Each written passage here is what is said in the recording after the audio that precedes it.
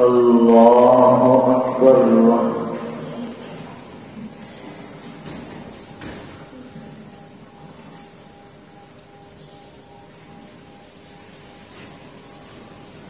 الحمد لله رب العالمين الرحمن الرحيم مالك يوم الدين إياك نعبد وإياك نستعين اهدنا الصراط المستقيم صراط الذين أنعمت عليهم غير المغضوب عليهم ولا الضالين.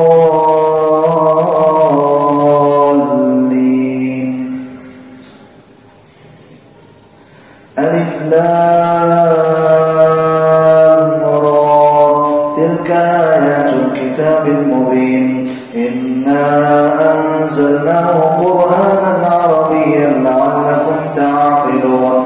نحن نقص عليك أحسن القصص بما أوحينا إليك هذا القرآن وإن كنت من قبله لمن الغافلين.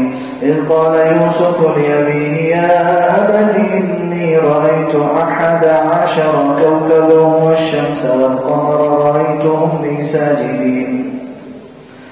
قال يا بني لا تقصص رؤياك على إخوتك فيكيدوا لك كيدا إن الشيطان للإنسان عدو مبين. وكذلك يجتبيك ربك ويعلمك من تأويل الأحاديث ويتم نعمته عليك وعلى آل يعقوب كما أتمها على أبويك من قبل إبراهيم وإسحاق إن ربك عليم حكيم. لقد كان في يوسف وإخوته آيات للسائلين إذ قالوا ليوسف وأخوه أحب إلى أبينا منا ونحن عصبة إن أبانا لفي ضلال مبين. اقتلوا يوسف واطرحوه أرضا يخل لكم وجه أبيكم وتكونوا من بعده قوما صالحين. قال قائل منهم لا تقتلوا يوسف وألقوه في غيابة الجب يلتقطه بعض السيارة إن كنتم فاعلين.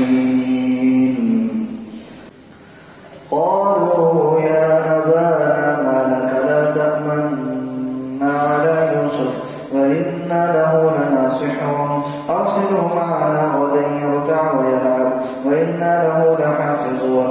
قال إني ليحزنني أن تذهبوا به وأخاف أن يأكله الذئب وأنتم عنه غافلون. قالوا لئن أكله الذئب ونحن عصبة إنا إذا لخاسرون. فلما ذهبوا به وأجمعوا أن يجعلوا في غيابة الجب وأوحينا إليه لتنبئنهم بأمرهم هذا وهم لا يشعرون. وجاءوا أباهم عشاء يبكون. قالوا يا أبانا إنا ذهبنا نستبق وتركنا يوسف عند متاعنا فأكله الذئب وما أنت بمؤمن لنا ولو كنا صادقين. وجاءوا على قميصه بدم كذب قال بل سولت لكم أنفسكم أمرا فصبر جميل والله المستعان على ما تصفون. وجاءت سيارة فأرسلوا والدهم فأدلى دلوه قال يا بشرى هذا غلام وأسروه بضاعة والله